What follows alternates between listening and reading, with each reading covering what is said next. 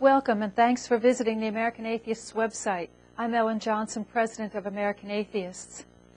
A very vigorous debate has broken out recently about whether atheists should use the A word to identify ourselves.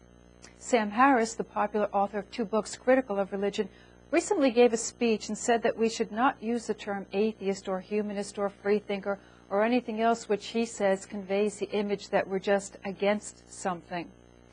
He thinks that the term closes the door to us. It turns people off and they don't want to listen to us. And he suggests that we focus on issues and not atheism per se.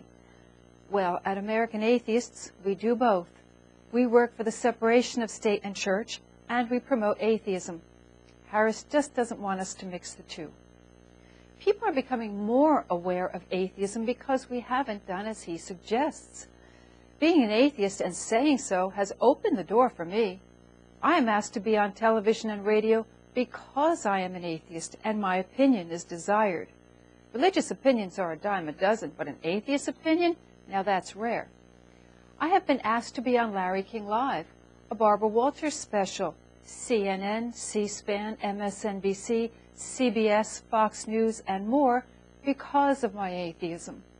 I have represented atheists before members of Congress, the United States Commission on Civil Rights, the Pakistan Embassy, and the Clinton White House. And American Atheists gives an average of 10 interviews a month to the media because we're atheists. As a matter of fact, back in 1961, when the founder of American Atheists, Madeleine O'Hair, filed a lawsuit to challenge organized prayers and Bible verse recitation in the Baltimore public schools, she insisted that the brief be crystal clear to the court that the case was filed because she was an atheist. The brief began with the phrase, "Your petitioners are atheists," and the text went on to describe what atheism and atheists were all about. Did atheism close the door to her? The Supreme Court ruled 8-1 in her favor, and that was 1963. Mr. Harris isn't a very good spokesperson for atheism. He's into spirituality and mysticism, and that just muddies the water on what atheism is, and people don't really understand it, and it confuses the issue. Back to his argument. Mr. Harris cannot see why we need a name for a group of people who are against something or who don't believe in something. Take racism, he says. There isn't a term for people who are against racism. Actually, he's wrong. Anti-racist groups use that very term, anti-racist. The point is, a group needs to be identified in some way, and we are a group. We aren't just against something, we are something. Does Mr. Harris worry that the American Cancer Society is considered negative because they're against cancer?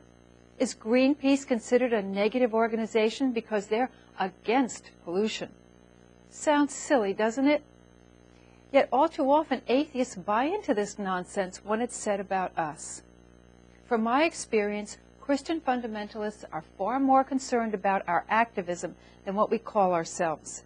They will attack anyone, including atheists, who take the initiative and challenge their privileged position in society.